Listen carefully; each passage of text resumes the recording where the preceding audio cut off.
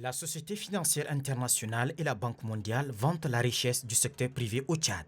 C'est à travers un atelier de restitution du diagnostic sur ce secteur. Selon un rapport du groupe de la Banque mondiale, une grande participation du secteur privé dans l'agriculture permet au Tchad de renforcer son économie à travers le sésame, le coton, le sucre, la gomme arabique, l'arachide et les produits de l'élevage.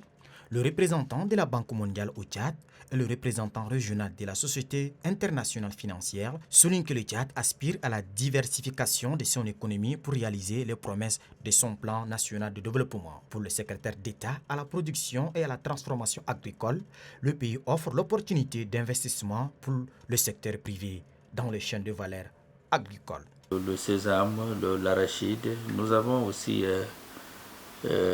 surtout le défi pour nous-mêmes, ça veut dire ce que nous consommons. On peut très bien maintenant offrir effectivement aux consommateurs tchadiens de la farine. La ministre des Transports et de la Sécurité routière se réjouit de cette collaboration agissante entre les partenaires. Du secteur des transports, il y a énormément de retards qui ont été accusés. On est très dépendant du Cameroun à travers le port autonome de Douala. Je vous laisse imaginer que si demain il y a un incident ou il y a une difficulté, ça remet en compte ou en perspective tout ce qu'on est en train d'entreprendre.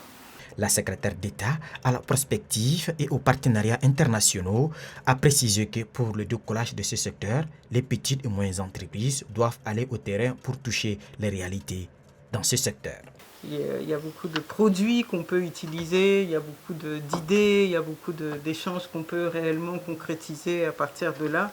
La Société financière internationale, membre du groupe de la Banque mondiale, est la principale institution de développement axée sur le secteur privé dans les marchés émergents. Elle est active dans 100 pays.